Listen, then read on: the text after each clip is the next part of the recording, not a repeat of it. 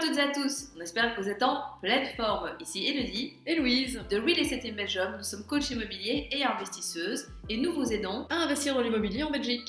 Dans cette vidéo, nous allons vous expliquer quels sont les 7 points clés à connaître avant de vous positionner sur un investissement locatif.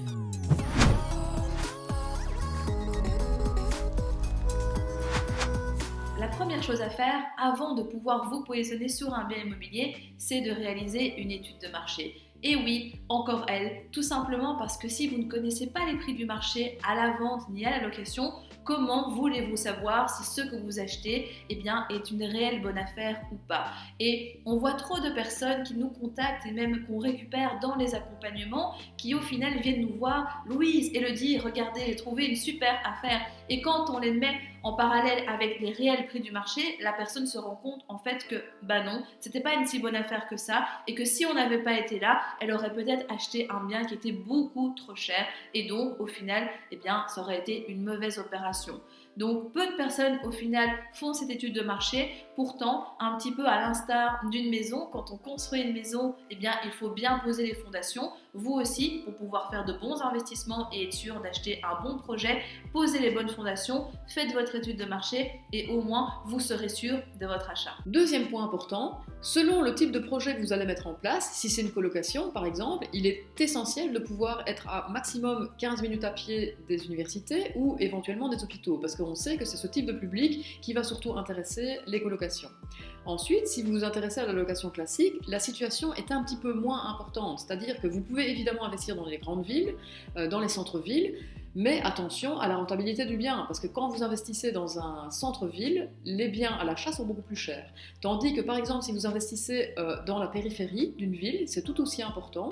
Les loyers sont un petit peu moins chers, mais pas exagérément moins chers, mais surtout, vous allez pouvoir faire beaucoup plus de bonnes affaires, tout simplement parce qu'il y a moins de monde sur le marché. Et votre rentabilité ne pourra en être que meilleure. En location classique, ce qui est intéressant, c'est de voir s'il y a par exemple des autoroutes pas très loin, des écoles, des magasins, est-ce que c'est bien desservi en transport en commun, etc. Tout simplement pour avoir une zone intéressante, pour que les familles puissent s'y installer.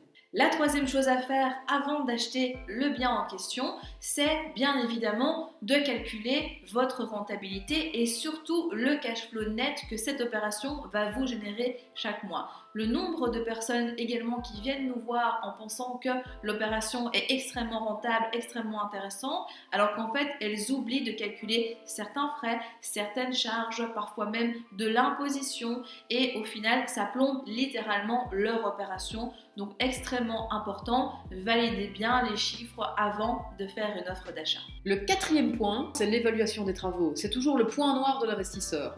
Si vous avez des doutes là-dessus, faites-vous accompagner par un professionnel et demandez un devis réel par rapport à l'investissement que vous allez faire. Il y a parfois des postes auxquels on ne pense pas forcément et qui peuvent être relativement coûteux, et donc si vous n'avez pas un devis réel d'entrepreneur avant de faire une offre sur un bien immobilier, ça peut complètement gréver votre rentabilité et avoir un projet en cash flow négatif, alors que nous, justement, on cherche de la rentabilité. Le cinquième point à garder en tête lorsque l'on veut se positionner sur une opération, c'est d'être sûr que cette opération correspond à notre stratégie de départ. Pourquoi est-ce que je vous explique ça? Tout simplement parce qu'on se rend compte que lorsqu'on n'arrive pas à trouver ce que l'on veut, on veut tel type de projet dans telle zone avec telle rentabilité et que parfois on ne le trouve pas, on aura tendance, et c'est humain aussi parce qu'on s'impatiente, on a envie d'avancer, à acheter quelque chose juste pour avancer, pour un petit peu se consoler, alors qu'en fait ça ne correspond pas réellement à ce que l'on voulait de base.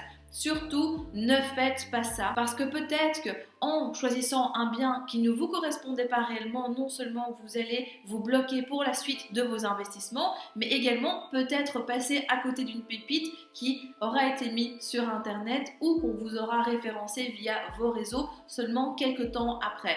Donc très important, gardez toujours à l'esprit qu'il faut acheter un bien qui est lié à votre stratégie et ne pas se détourner juste parce que vous avez envie d'avancer. Sixième point important, n'hésitez pas à vous promener autour de la zone dans laquelle vous souhaitez investir. Tout simplement pourquoi?